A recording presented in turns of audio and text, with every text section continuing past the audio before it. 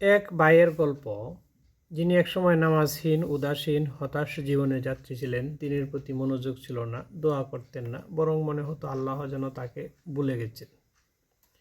একদিন হঠাৎ ইউটিউবে চোখ পড়ল একটি ভিডিও, দরুদের ফজিলত নিয়ে এক বক্তৃতা। ভিডিওর শেষে বক্তা বলেছিলেন, দরুদ পড়লে রাসূল সাল্লাল্লাহু আলাইহি ওয়াসাল্লামের ভালোবাসা অর্জন হয়। আর যে ব্যক্তি রাসূলকে ভালোবাসে, আল্লাহ তার জন্য সমস্ত দরজা খুলে দেন। এই কথা যেন তার হৃদয়ে গেঁথে গেল। তিনি নীরবে নিয়ত করলেন, আমি প্রতিদিন 1000 বার দরুদ পড়ব, 40 দিন অবিরত।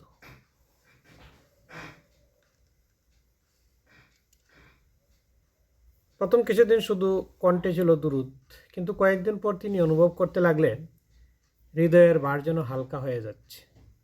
চিন্তা উদ্বেগের জায়গায় আসছে এক অদ্ভুত প্রশান্তি। দরুদ পড়তে পড়তে চোখে পানি চলে আসে, মনে হয় রাসূলুল্লাহ সাল্লাল্লাহু আলাইহি ওয়াসাল্লাম যেন আমার দোয়ার সাক্ষী। দিন গড়িয়ে গেল এবং ঠিক 34তম দিনে একটি কোম্পানি থেকে ফোন এলো, যেই চাকরির জন্য বহুবার আবেদন করে ব্যর্থ হয়েছিলেন। আজ সেটি নিজ থেকে এসে গেল তার দরজায়।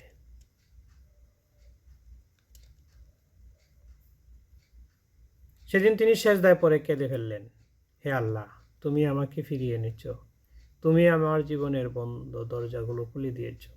তিনি বুঝলেন দুরুদ শুধু একটি দোয়া নয়, এটা এক সেতু, যার এক প্রান্তে আছে বান্দা, অন্য প্রান্তে রাসূলুল্লাহ সাল্লাল্লাহু আলাইহি ওয়াসাল্লামের সুপারিশ ও আল্লাহর রহমত। এরপর থেকে তিনি আর কোনো কিছু পাওয়ার জন্য দুরুদ পড়েন না, পড়েন শুধু আল্লাহ ও তার প্রিয় রাসূলের ভালোবাসা অর্জনের জন্য।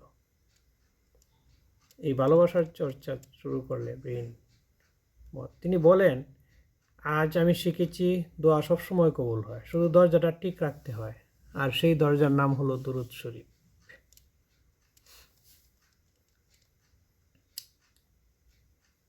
আপনারা নিয়মিত দুরুদ পড়বেন, আমার জন্য দোয়া করবেন। আজকে এই পর্যন্তই, দেখা হবে পরের কোনো ভিডিওতে ইনশাআল্লাহ।